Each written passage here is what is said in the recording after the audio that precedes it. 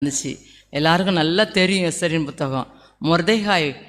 மொர்தெகாயை ஆமான் என்னெல்லாம் வேலை பண்ணணுமோ அப்படிலாம் என்ன செஞ்சிட்டு இருந்தான், எதிரியாக துரத்தி அழிப்பதற்கு பல திட்டங்களை என்ன செஞ்சிட்டு இருந்தான், தீட்டி கொண்டிருந்தான். அந்த சூழ்நிலையில் தான் ஆண்டவர் அவர்களுக்கு அநேக காரியங்களை கற்றுக் கொடுத்து ஆண்டவருக்குள்ளாக தைரியமாக அவர் அந்த எஸ்தரும் மொர்தெகாயும் செயல்பட்டதுனால அந்த எதிரியை ஆண்டவர் என்ன செஞ்சிட்டாரு, எதிரியை மட்டும் அழிக்கலை, எதிரிகளையே என்ன செஞ்சார், அழித்தார். சூசான் நகரம் என்ன செஞ்சது, கலங்கி போச்சு.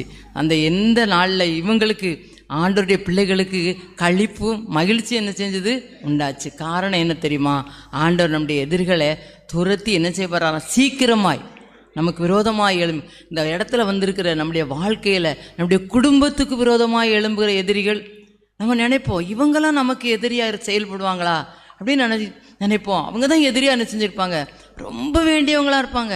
அதே மாதிரி நம்முடைய பணிகளுக்கு விரோதமாய், நம்முடைய தொழிலுக்கு விரோதமாய், பிள்ளைகளுக்கு விரோதமாய், நம்முடைய பிள்ளைகளுடைய எதிர்காலங்களுக்கு விரோதமாய் என்னென்ன சூழ்நிலையிலலாம் எப்படிலாம் செயல்படணுமோ அப்படிலாம் எதிரிகளாக வந்து என்ன செய்வாங்க.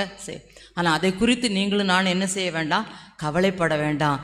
தைரியமாக நம்ம என்ன செய்ய முடியாது, சும்மா இருப்போம்னா நான் சும்மா இருக்கக்கூடாது, வேதத்தை அதிகமாக வாசிக்கணும், நன்றாக ஆவியில் நிறைந்து என்ன செய்யணும், செபிக்கணும், உபவாசம் போட்டு என்ன செய்யணும், செபிக்கணும். செபிக்கும் பொழுது ஆண்டவர் நமக்கு விரோதமாக இருக்கிற எல்லா எதிரிகளையும் என்ன செய்வார், அவர் துரத்துக்கிறது மாத்திரம் இல்லை, அழித்து போடுவார். எஸ்தரின் புத்தகத்தில் 3ஆம் அதிகாரத்தை நம்ம எடுத்தோம்னு சொன்னால் 8வது வசனத்தை யாராவது வாசிக்கலாமா? 8வது வசனம். அகாஸ்வேர் அதான்.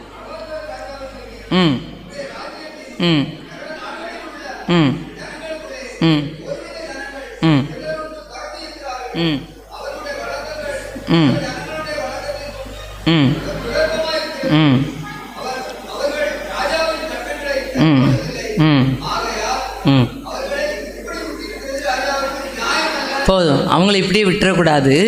ராஜாவுக்கு சம்மதம்னா, உங்களுக்கு சித்தம்னா, சம்மதம்னா, விருப்பம்னா அவங்கள என்ன செய்யணும், நம்ம அழிக்கணும்.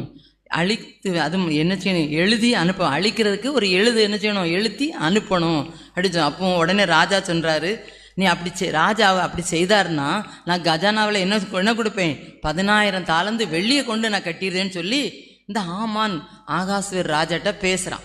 அப்போ அந்த ராஜா சொல்கிறாரு, அவர் சொன்ன வார்த்தை அந்த வெள்ளியை தாண்டில் கூட கேட்கல. உடனே இவருக்கு சரி, அந்த ஜனங்களை நம்ம என்ன செஞ்சிடணும், அழித்திடணும் அப்படின்னு சொல்லிட்டு தன்னுடைய கையில் இருந்துற மோதிரம், ராஜாவுடைய முத்திர மோதிரத்தினால முத்திரை போடப்பட்ட அதை என்ன செய்ய முடியாது, மாற்றவே முடியாது. அப்படி ஒரு முத்திர மோதிரத்தை கலத்தி அந்த ஆமான் கையில் என்ன